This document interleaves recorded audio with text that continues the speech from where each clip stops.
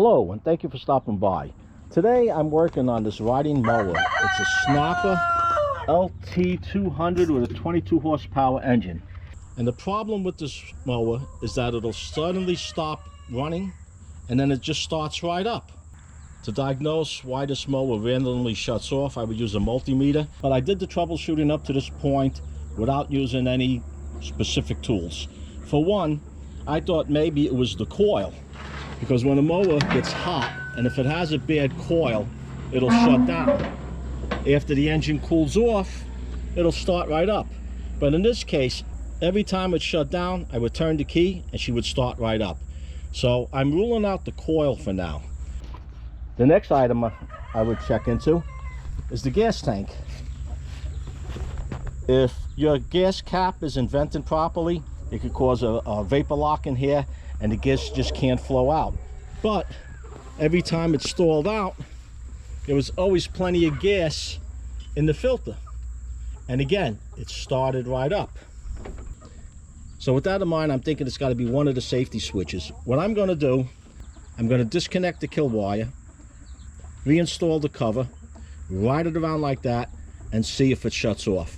If it doesn't shut off, then I know it's something electrical in one of these safety switches, or that kill wire itself may have a short. So let me remove this cowling and we'll see what we have. This is something I don't advise to do because you cannot shut this engine off running it this way. If you should run over something, tip the engine over, it won't shut off. I disconnected the kill wire on both cylinders with the cover back on, but with these wires disconnected, you do have control over the blades with the electronic clutch. That still worked, but nothing else worked. If you get off the seat, if you put it in reverse, nothing works on it. So I don't recommend doing this. Did mow my whole lawn this way and it never shut off once. The way I stopped the engine, I kept the blades running. This has an electric clutch. I put the choke on and I drove it forward, and that was enough to kill the engine. Not the best thing to do for your engine. This kill wire is shorting out somewhere along the line. Now it goes from under the engine to this connector, and it looks like the black wire goes to this purple wire. Man, it's a little damp out today and these flies are out and they bite like crazy. I don't have a schematic. For me to follow this purple wire, I'm going to have to get my hoist out and get it up and remove the battery. More than likely have to remove the deck. I'm going to trace that wire to find that short. But before I do that, I just want to check this kill wire over here. It might be right back here where it's rubbing. If you follow these wires, they go behind the starter to this connector. So now I want to remove this connector because I can't pull the wires through this direction. We have the diode in here and it's just not going through. I'm going to see if I can pull it in the other direction. And I have to remove this pin. So I'm going to show you how to remove this pin. There's a couple of ways you can do this. They do sell a tool for this, but if you're just doing it one time, if you have a thin pair of tweezers, you want to get, let's see what I say, it was this black one here. Black one's in the middle. You want to get the tweezers on both sides of that pin, slide it all the way down, and if you catch it right, that pin will come right out. Let's see, it might be this direction.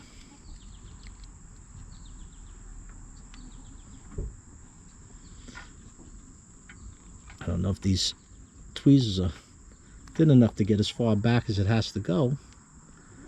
Should be.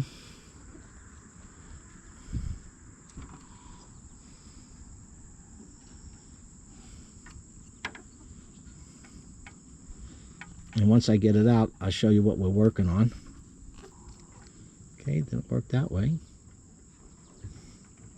I don't know why I'm having so much trouble with this today. Normally they're not that hard to get out. On the side of the pin there's two tabs that hold it in. What I'm trying to do with these tweezers is to get those pins. Okay, we have to take a different tack.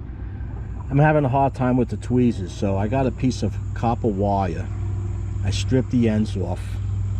I flattened them down. I filed them down to make them narrow. And then I stuck them in.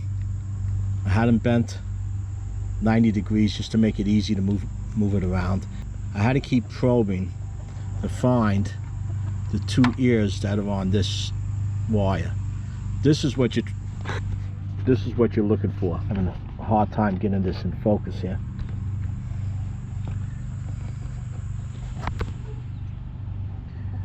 When you're pushing this in, whether it's the tweezers or whatever you happen to have, you have to find these tabs, one on each side. What happens when you're pushing this in, these tabs lock it in so it doesn't push back out, and you're just sliding something in there. In my case, it was the copper wire. To press these tabs down so this wire can pull out. For whatever reason, I was having a tough time using the tweezers. So now, what I want to do, chickens are making a ruckus. It's getting near that time of night. The chickens are making a ruckus. I want to pull this through and see what you know what? I like to tie something onto here so I can pull it back without removing the starter. Let's see what we have here. I'm going to tape this wire on here so when I go to pull it back the other direction, I don't have to remove the starter. Let's see if I have enough space for this to make it through.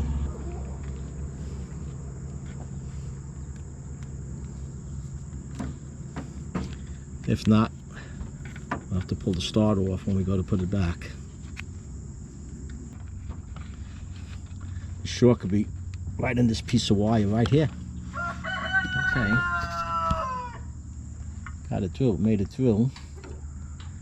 Let's see what we have. I don't see any breaks or cut in this wire. That would have been too easy if it was this wire right up front. All right. So it's either something that's connected to this purple wire underneath, like I mentioned earlier. It could be one of the safeties or the wire itself, and I won't know until I'm able to hoist this up. So if you should have this problem where your engine just cuts off, if it doesn't start right up, it's a good chance it's one of the coils. If it shuts down and your gas filter doesn't have any gas in it, well, that's your problem. It's either the gas line is clogged with some debris, or it actually corroded and collapsed on the inside, or it could be something as simple as your gas cap not venting properly. Another option might be a weak fuel pump. So that's a wrap. This was just a quick video on what I did to diagnose why this mower suddenly shut down but was able to start right up. If you found this video useful, let me know. If you have any questions, by posting your questions or your comments down below. If you enjoyed it, let me know by giving it a like.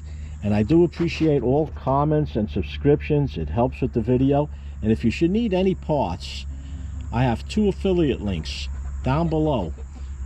One is for HIPAA, where they have a supply of small engine carburetors and parts, and my Amazon storefront. So if you don't find it at HIPAA, more than likely you'll find it down at Amazon. On either one of those affiliate links, there's no additional cost to you, and it does help with the channel, and it's most appreciated. So until next time, stay safe.